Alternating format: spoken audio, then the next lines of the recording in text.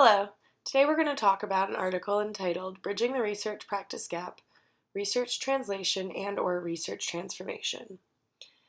This is a critical literary review that deals with the research practice gap issues. Specifically, this article talks about the cause of the issue, some of its features, and suggests some possible solutions.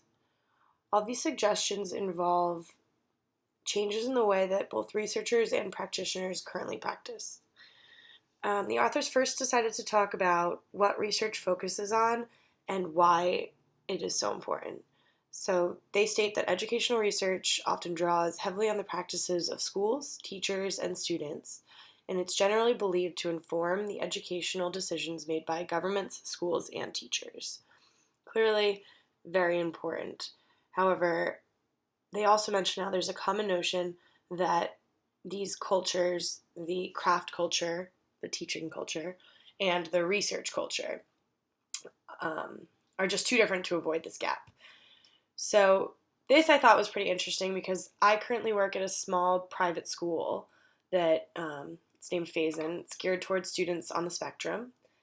They follow a ABA, applied behavior analysis approach. So this is a very, very grounded in behavioralist theory, which, if you don't know much about it, it has a heavy empirical focus on empirical data um, obtained through really controlled measurements and observations.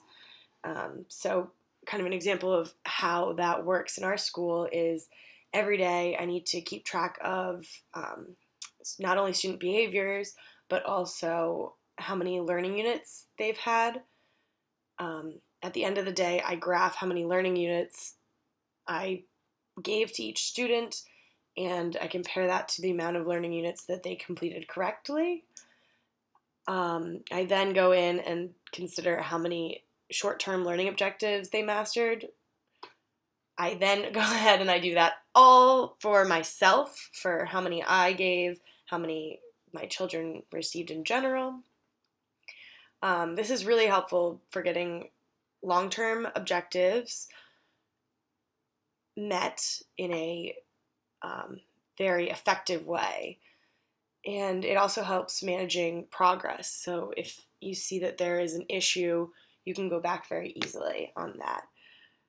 I do understand I just finished my student teaching, and during that, I was in a general education classroom. So I understood how there was a lot on your plate and how these two cultures might be seen as, too different to get along. But in my current job situation, I think that I would have to greatly differ with the fact that teachers can also use research and incorporate it into their daily practices for the benefits of their students. Okay, so then down here, they're kind of just talking about the two cultures still. Many different people reflect on it, but I thought that this was very interesting. This is a chart that talks about the differences between these two cultures, and they say, that this table is not totally accurate because it reflects on the representative worlds of teachers and researchers, and since they represent each group homogeneously, it's unable to reflect the extent to which the groups overlap or interact.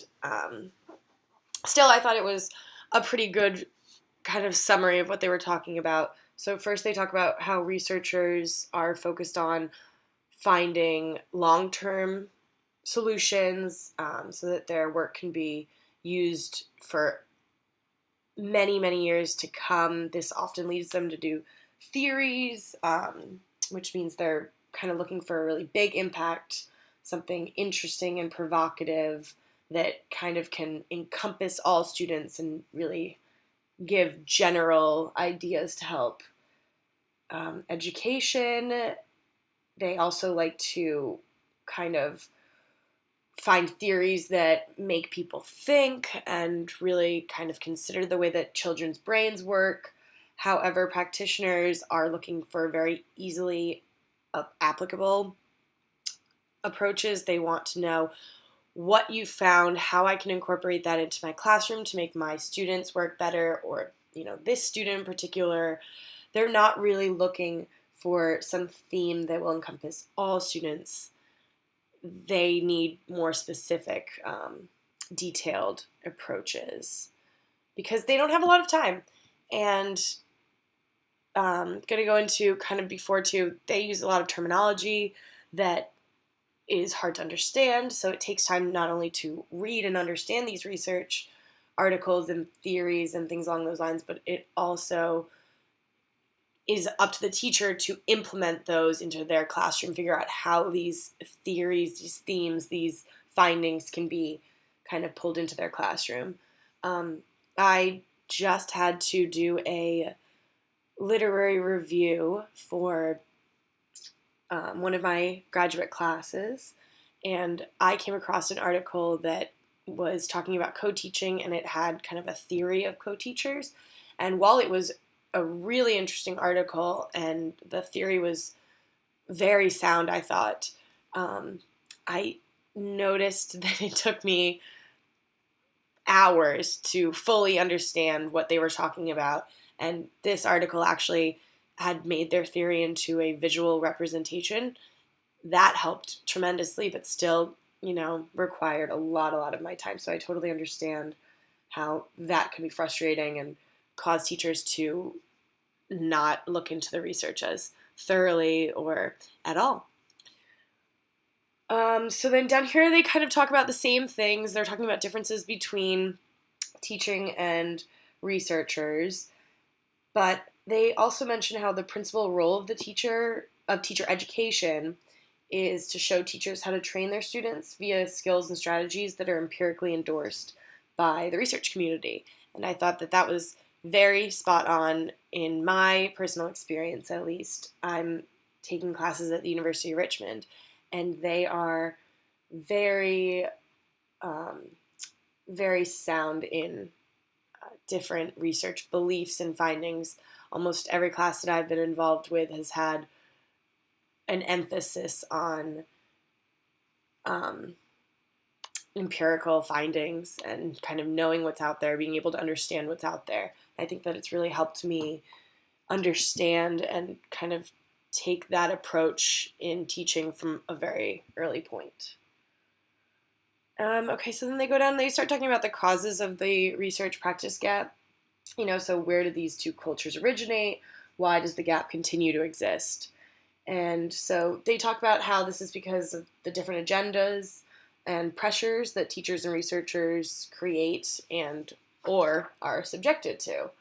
So they talk about how researchers believe that they must address the research problem rather than its practical application.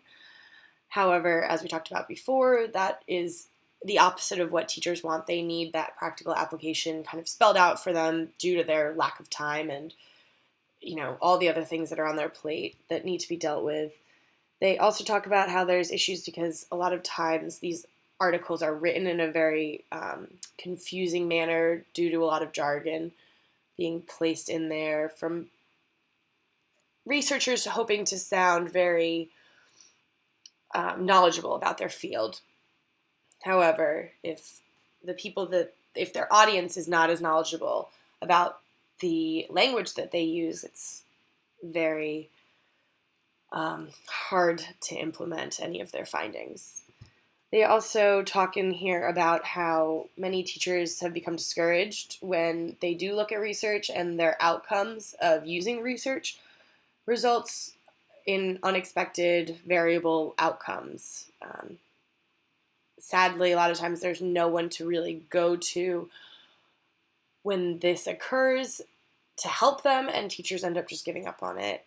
They also talk about how a lot of teachers don't have the means, mechanisms, or time to access this research, and how that is a major issue for, I think, a lot of obvious reasons. You can't really implement the research if you can't get a hold of it. So they go on to talk about how this theory is necessary for practice. So we talked before about how researchers really love to look at theories and all that kind of stuff. And so this section is questioning, do we need any of that? Should not all researchers should be focused on theories, but should any? So clearly, after reading this and just from my personal experience, I think that theory is extremely important because it tends to give you that very general idea of the way that individuals' minds work that we're dealing with, whether that be, a specific disability or just, fifth graders in general. Um, it helps to be able to kind of have some generalized knowledge about those individuals. It also allows for flexibility. So a lot of times theories branch off and have different roads that you can go down, which is helpful as well for a lot of information to be expressed in that way. But teachers want more specific than theories, which tend to be also hard to understand, as I mentioned before. And since they don't have a lot of time, that causes an issue. So while these theories are very important, I think I'm going to kind of agree with the article that they should not be the major focus. So next, the authors talk about some potential approaches to bridging this research gap and how we can kind of solve these issues. So first, they talk about how you can change the nature of the research, so you can make it a requirement to research and look at practical, easily understood applications um, to improve access and understanding. They also talk about how some researchers have suggested that collaboratively they involve practitioners at all stages. So they're teaching the teachers about research, how it operates, and all of the ways that it can help. I think that both of those are great ideas. It goes kind of more specifically to add a couple more pointers that would be helpful within this bulleted area down here. Some of it I've mentioned before and agreed or disagreed with, and some of it I want to just point out really quickly. So they talk about how progress should be continually evaluated whenever looking at educational research. I think that that's extremely important because it would help teachers and researchers know that they're on the same page and that what is coming out of this research, as long as what's being learned through the process of conducting the research, is going to be helpful. They talk about how group support when implementing new procedures or conducting research is also helpful. So having multiple researchers or multiple teachers involved during these times to, again, have someone just to ask to reassure you that certain things are being implemented the way that they need to be, so that the research is as valuable and valid and reliable as it can be. They also talk about how extra time is extremely necessary because, teachers already have so much on their plate, and if they're asked to do something on top of that, chances that it's done well or with, any enthusiasm really decreases. So allowing maybe teachers to teach part-time and do research as another part of their duty would be a great kind of way of doing that they suggest. I think that would work really well. I know that it would excite me to kind of also have a switch up in my day, but still focus on helping kids and the students that I truly care about. So they go on to talk about how motivating individuals involved must always be questioned before proceeding. So that's kind of like a little tidbit I wanted to say I did agree with because, everyone kind of has hidden motivations, and there's money, relationship, power struggles that go into everything. So whenever you're dealing with a large group, I do think that you should take into account people's forms of motivation. So then down here, we're going into an article written in 2001 that kind of gives some steps that they think are really important. A lot of this is kind of review, of what has already been mentioned in the article, but I think that the way that it's kind of put out here in first, second, third, fourth, fifth, sixth is really nice. So I'm going to first mention how they talk about the need of a translator or a median. So this is creating a role for someone who would be able to merge the research and teacher side. They'd be able to understand and explain jargon and procedures for each of those groups so that they work as well collaboratively as possible. The second issue that they talk about is a need for education. So clearly educating individuals on research, on different approaches, and the ways that they work is extremely helpful. I've kind of talked about how my understanding of research has really helped me find it, I feel, not so intrusive, but really see the benefit of it. So I want to do it, and I want my students to be able to learn in the most effective way that I possibly can have them. So the third one they talk about is role expansion. So this kind of goes into teachers having some time to get out of the classroom or to analyze that research when they are not on ratio with different teachers or with different students. I really think that this is extremely important. I think that there's too much on already being asked of teachers. So to give them time during the day to look at all of these things and kind of get a fresh brain would be really great.